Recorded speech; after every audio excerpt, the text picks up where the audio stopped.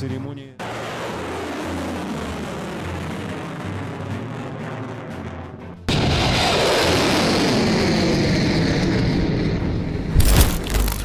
Di atas langit Ukraina yang nyaris tanpa cahaya, denting mesin Shahed dan kilatan rudal buatan Iran menyayat keheningan, menghadirkan serangan yang datang bertubi-tubi seperti gelombang logam yang tidak pernah berhenti.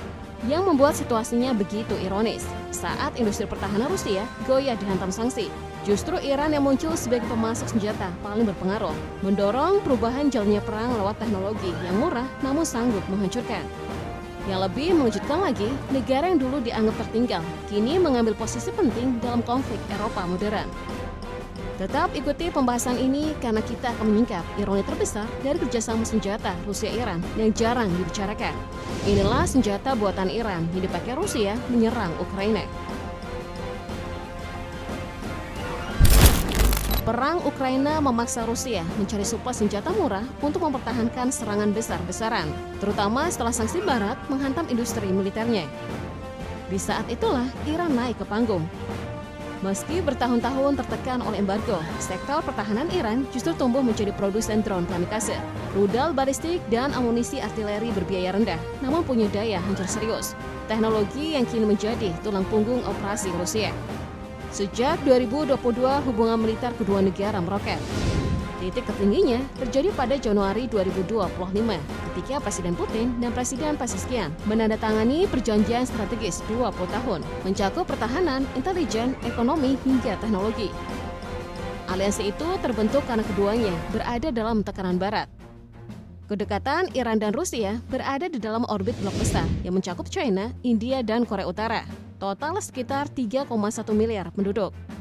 Poros ini bukan hanya memperkuat Iran, tetapi juga menjaga mesin perang Rusia tetap berjalan di Ukraina.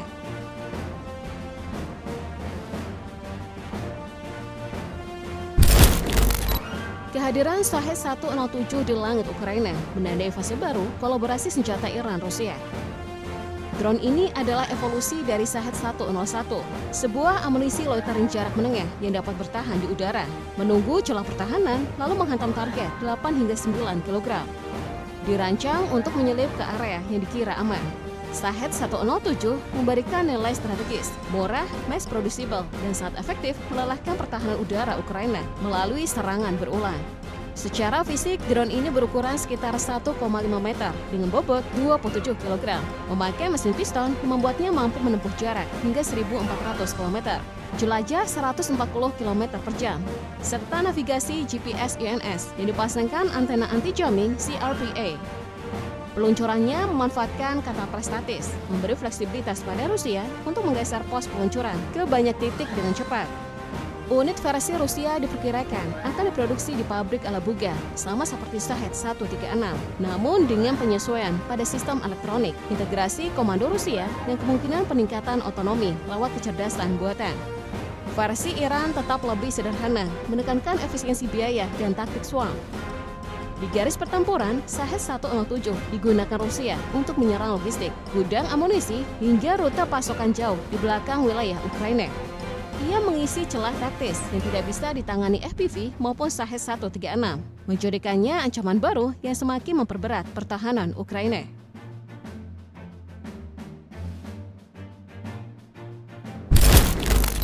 Setelah Shahed 107 mulai menyasar area belakang Ukraina, sorotan kembali mengarah pada drone Iran lain yang sudah lebih dulu dipakai Rusia.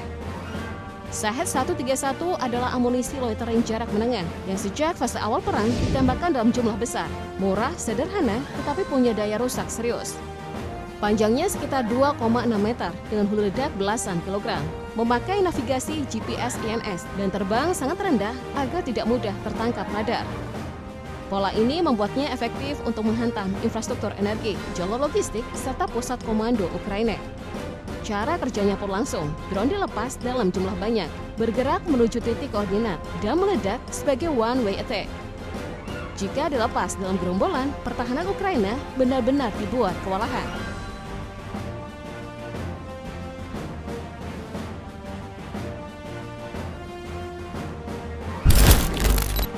Jika Shahed 131 menjadi tulang punggung serangan murah Rusia, maka perhatian terbesar jatuh kepada varian yang jauh lebih kuat, Shahed 136, yang dikenal Rusia sebagai Gerantu. Drone ini adalah amunisi loitering jarak jauh paling menonjol buatan Iran dalam perang Ukraina. Dengan desain delta wing sepanjang 3,5 meter dan hulu ledak 30 hingga 40 kg, Shahed 136 dapat menempuh jarak 1000 hingga 2000 km bergantung versinya. Mengandalkan mesin piston dan sistem GPS INS, drone ini melaju rendah untuk menghindari radar, menunggu waktu terbaik sebelum menghantam fasilitas energi, pangkalan militer, atau radar Ukraina dengan ledakan besar. Rusia memodifikasi versinya dengan autopilot lebih stabil, avionik tahan jamming, dan produksi massal di Alabuga. Versi asli Iran lebih sederhana, sementara Rusia memanfaatkannya sebagai senjata standoff jarak jauh yang menjadi simbol tekanan beruntun sepanjang perang.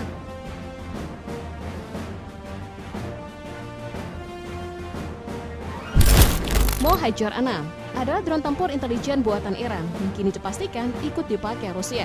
Beberapa di antaranya bahkan jatuh di wilayah Kursk ketika membawa bom berpemandu KM-5. Drone ini punya bentang sayap 10 meter, endurance 10 hingga 12 jam, kamera elektrooptik, serta 2 hardpoint untuk bom kecil di pandu laser atau TV guided. Cara kerjanya mengikuti pola UCIV kelas menengah, melakukan pengintaian, mengunci target dari jarak aman, lalu melepaskan bom presisi. Dalam perang Ukraina, Mohajer 6 digunakan Rusia untuk spotting artileri, mengarahkan fire control, dan menyerang kendaraan Ukraina yang berada di area belakang. Nilai strategisnya bukan kekuatan pukulan besar, tetapi efisiensi. Murah, bisa diproduksi banyak, dan mengurangi ketergantungan Rusia pada UAV MAL buatan dalam negeri yang jumlahnya terbatas. Mohajer 6 berperan sebagai mata dan tangan tambahan yang menghubungkan artileri, drone bunuh diri, dan unit darat.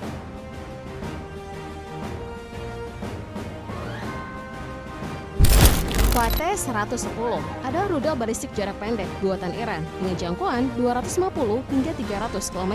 Sistem pemandu INS GPS dan warhead sekitar 450 kg. Rudal ini dirancang untuk meluncur dalam lintasan rendah dan terkenal jauh lebih akurat dibanding SRBM generasi sebelumnya. Pada 2022, intelijen Amerika Serikat dan Ukraina menilai Iran bersiap mengirim Fateh 110 dan Solfagor ke Rusia. Iran membantah keras dan menyebut kabar itu sebagai dongeng media. Namun berbagai dokumen dan laporan terbuka menunjukkan bahwa diskusi teknis antara kedua negara memang berlangsung. Meski hingga awal 2024 belum ada bukti pengiriman selesai dilakukan. Secara strategis, Fateh 110 akan menjadi ancaman besar jika benar-benar dipakai Rusia. Rudal ini jauh lebih murah daripada Iskander-M, tetapi cukup akurat dan sangat mematikan untuk menghantam depot amunisi atau fasilitas energi Ukraina. Bagi Rusia, itu berarti solusi terjangkau untuk serangan jarak menengah tanpa menguras stok Iskander.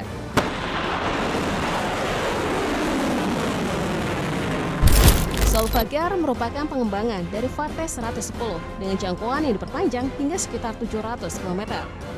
Keunggulan ini memberi nilai strategis karena rudal tersebut bisa menghantam target jauh di belakang garis musuh tanpa membutuhkan pesawat atau platform peluncur mahal. Rudal ini membawa warhead sekitar 450 kg dan memakai sistem INS GPS yang sudah distabilkan lebih baik.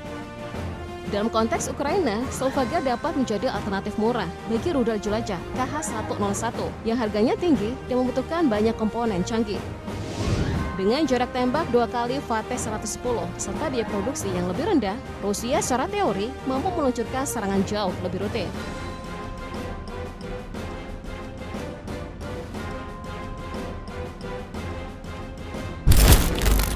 Selain drone dan rudal, Iran juga berperan sebagai pemasok penting amunisi artileri untuk Rusia.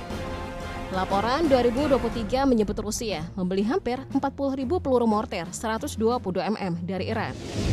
Pada 2024, bukti visual menunjukkan pasukan Rusia memakai mortir Iran 120 mm AZ-111A2, varian baru dari sistem detonasi cepat atau delay yang mirip dengan model Jerman DA-111A2. Fungsinya sederhana namun efektif. Setelah di-setel, fuse ini bisa diatur untuk meledak super quick terhadap infanteri atau delay untuk menembus pelindungan ringan lebih dulu sebelum detonasi. Keunggulannya ada pada sensitivitas tinggi, 2 lapis mekanisme keamanan, dan fleksibilitas penggunaan di berbagai kondisi. Peluru Iran kaliber 122 dan 152 mm memang bukan amunisi berpemandu, tetapi nilai strategisnya besar. Rusia menembakkan ribuan proyektil setiap hari, sehingga pasukan murah dan cepat dari Iran membuat ritme artileri mereka tetap terjaga. Artileri tetap menjadi raja pertempuran di Ukraina, dan Iran mengisi kosongan industri Rusia yang sedang tertekan sanksi.